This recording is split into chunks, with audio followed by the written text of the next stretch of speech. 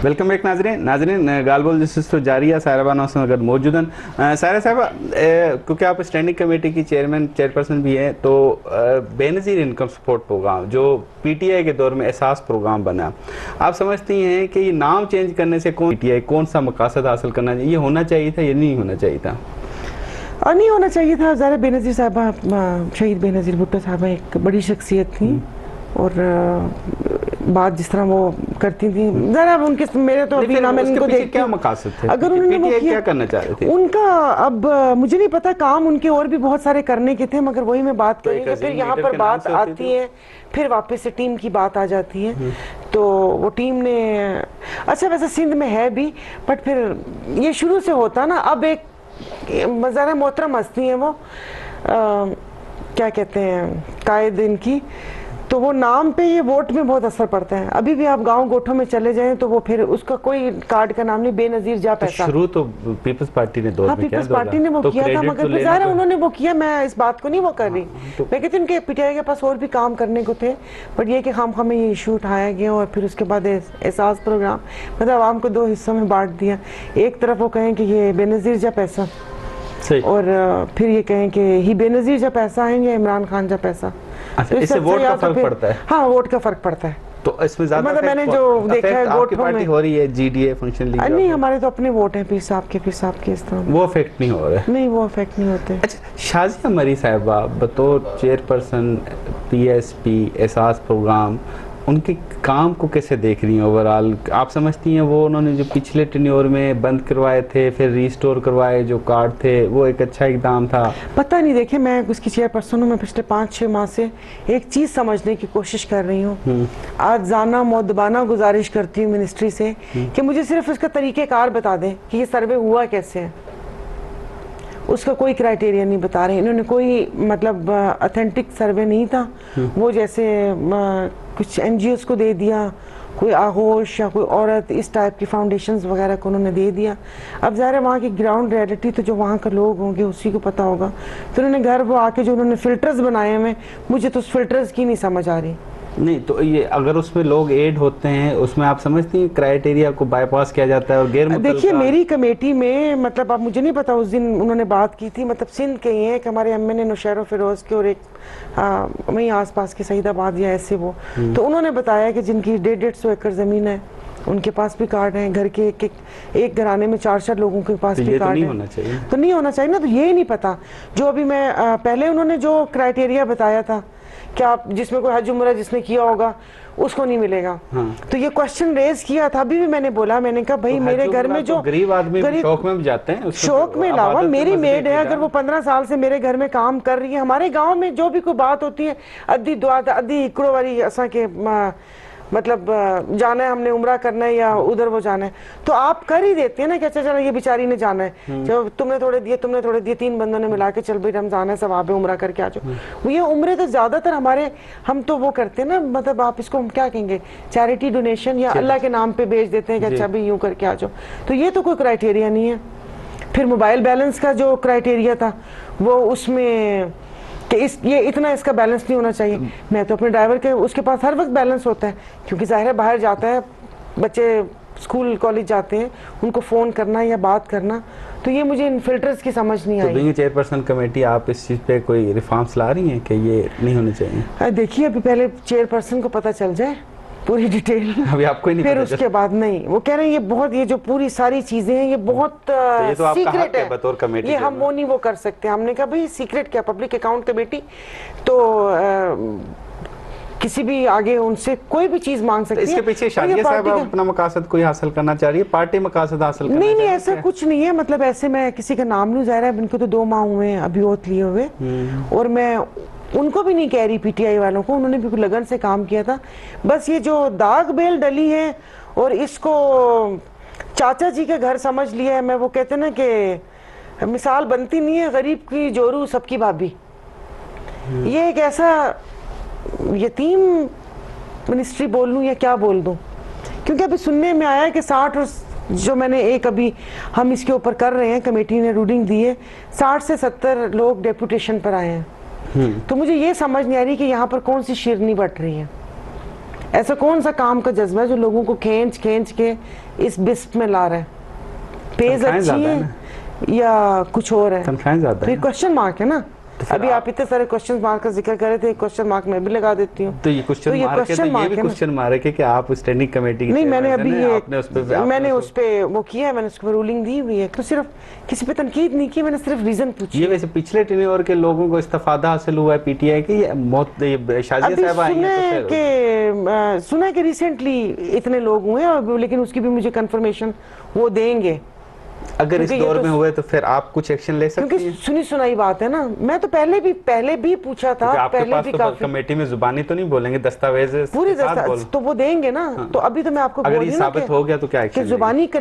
जुबानी पता चला था कि 60-70 लोग गए, तो वही कमेटी में हमने क्वेश्चन वो रूलिंग दी ना कि हमने ये सुना है। तो आप अभी जितने लोग डिप्यूट हुए आप उन सबका आप हमें बताओ। एक्शन ले सकती हैं वैसे कमेटी?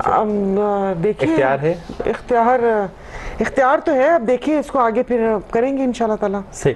अच्छा सारा साहब, BSP Benazir income support card के वाले से करप्शन बढ़ी है।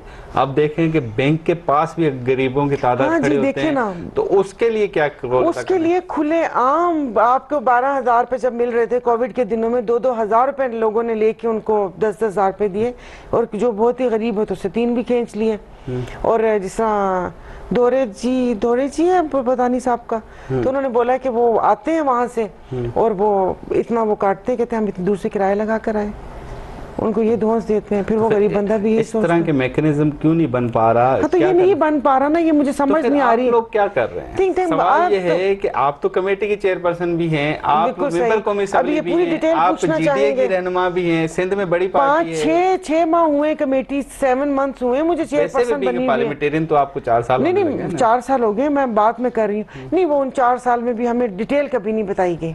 तो डिटेल बताई गई, बट उसके अंदर वो कहते ना कि आप ऊपर से तो मैं आपको बोल दूं सब कुछ अच्छा है, कर्टन देखें कितना अच्छा लग रहा है। ये एक दोबारा क्वेश्चन तो अब इसके पीछे क्या वो यूं करके खामोश क्यों रहे? तो मुझे बताएं, मैं आपके तवस्सुत से मीडिया को ये बताना चाह रही हूँ कि अल्लाह के वास्ते अपना किरदार अदा करें।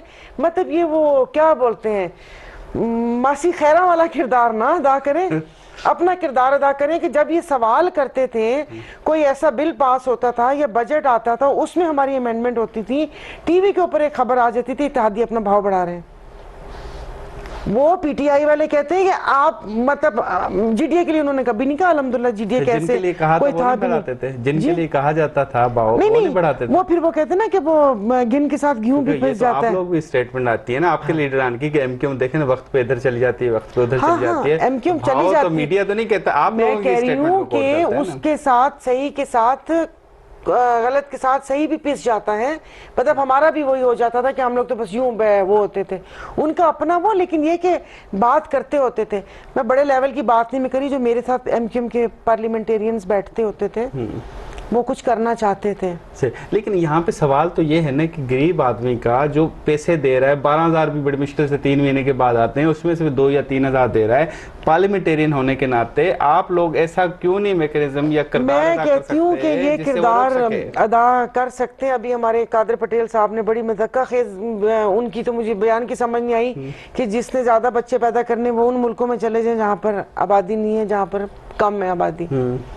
तो अगर यही पैसे चले ये दे रहे हैं, लेकिन जैसे अभी बांग्लादेश और बांग्लादेश में भी तो उन्होंने पॉपुलेशन पे काबू पाया ना, उन्होंने एक उस पे लिया, एक पेज पे लिया अपने उलमा कराम को भी कि ये चीज़ उस तरह हो जाए।